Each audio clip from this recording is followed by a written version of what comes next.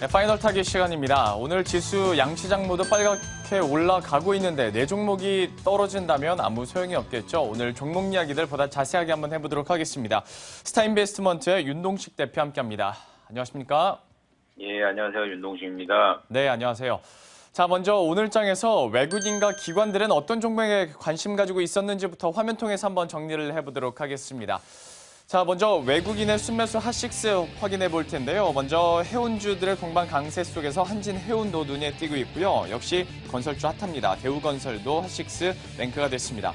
또한 상한가까지 올라간 호텔신라, 그리고 역시 14% 이상 급등하고 있는 셀트리온도 외국인의 러브콜을 계속 받고 있는 모습이고요.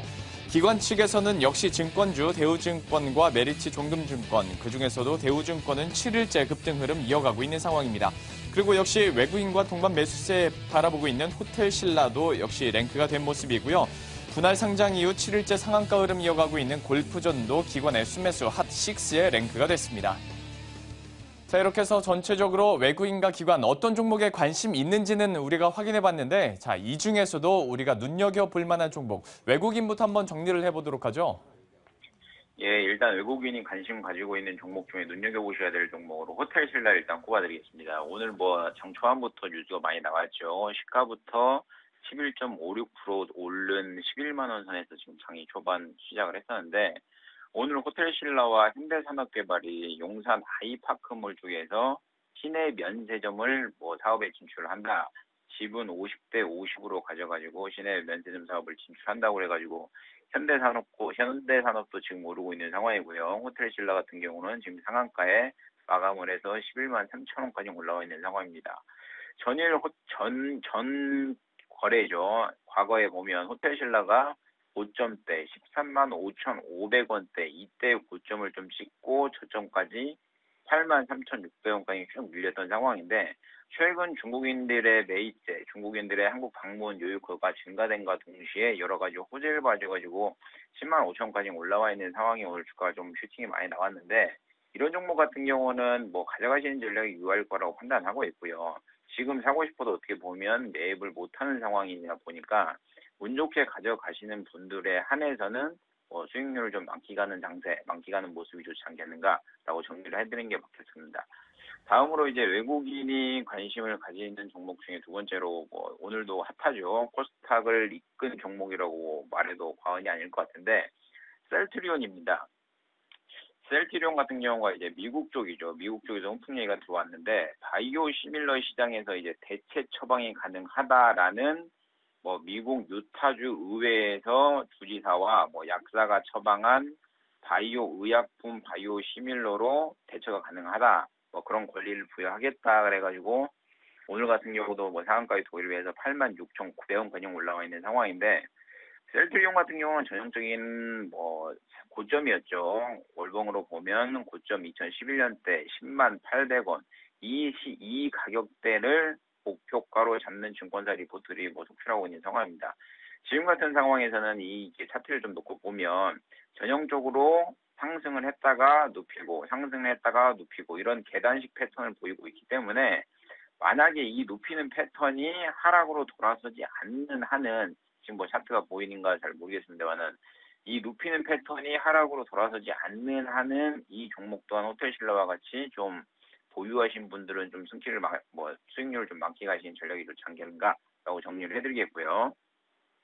다음으로 이제 기관이 관심을 가지고 있고 지금 현재 매집하는 종목으로 사조 시푸드를 들어드리겠습니다. 이게 이제 지배구조 개편이죠. 사조 계열사 관련된 지배구조가 개편 구조가 점점 이루어지고 있다 해서 내용이 먼저 돌았는지, 아니면 지속적으로 관심을 가졌던 종목인지 한해서 최근 2월 때 6,500원 이때부터 최근 오늘 같은 경우 0.9% 오른 11,250원까지 쭉 올라가는 모습을 보이고 있는데, 지배구조와 관련돼서 좀 구조조정을 한다, 개편을 한다 해서 기업 가치가 다시 한번 재평가될 것이라는 얘기 때문에 주가가 오르고 있는 모습도 보이고 있고요. 마지막으로 기관이 러브콜을 받고 있는 종목 중에 이제 골프존을 들을 수 있는데, 대상장한 이후로 6일 연속 상한가에 돌입을 했다가 오늘 같은 경우는 좀 상한가를 풀려가지고 10% 정도 오른 13만 1,000원 이 선에서 벌어야 되는데, 아직까지 이 가격이어도 기업이 저평가다라는 논이 많기 때문에 오늘 같은 경우도 좀 강하게 기관의 러브콜을 받고 있지 않나라고 정리를 해드리겠습니다. 자, 이렇게 해서 전체적으로 외국인과 기관 중에서도 우리가 종목들 한번 선별해 봤는데요. 오늘의 종목 보기 전에 지금까지 소개해 주셨던 종목 중에서 좀 AS 해볼 만한 종목 두 가지만 한번 꼽아보도록 하겠습니다. 중국 원양자원도 그렇고요. 삼성엔지니어링도 그렇고 모두 6%대 현재 수익률을 기록하고 있습니다. 장중 최고가로 기록했을 때요. 그리고 역시 현대차도 2.7%, DI도 2%대 역시 좋은 흐름 기록을 하고 있는데요. 특히 중국 원양자원이나 삼성엔지니어링 현재 구간에서는 좀 어떻게 전략적인 부분 가져가야 될지 잠깐 언급을 좀 해주시죠. 예, 삼성 엔지니어링부터 좀 언급을 해드리겠습니다. 건설주, 화학주, 조선주, 뭐 정유주 많이 있죠. 증권주도 있을 거고. 지금 증시가 많이 올라왔습니다. 올라왔는데도 불구하고 약간 소외됐거나 아니면 슈팅이 덜 된 종목들에 대해서 조금 전형적인 교과서에 나오는 달리는 말에 올라타야 되는 상황인 것 같고요. 증시 자체가. 그렇다 보니 건설 업종 중에서도 유독 조금 덜 오른 그리고 건설업, 뭐 부동산 거래 수수료 인하가 또 나왔죠. 중개 수수료 인하가. 그런 덜 오른 종목들에 대한 모멘텀을 가지고 슈팅이 나올 수 있는 이런 종목들에 대해서는 뭐 홀딩하시는 전략이 유효라고 판단하고 있고요. 제가 추천한 단가보다 뭐 지금 한 7%가량 올라와 있는 상황인데 이 종목 또한 계속 가져가시고 목표가가 도달하기 전까지는 계속 홀딩하시는 전략이 좋을 것 같고요. 나머지 종목 또한 제가 방송 중에 매도 사인을 내지 않는 한은 목표 주가가 오기까지는 뭐 여전히 홀딩하시는 전략이 어떻게 보면 이런 장에서 좀 수익을 많이 낼 수 있는 모습이 아닌가라고 정리를 해드리겠습니다.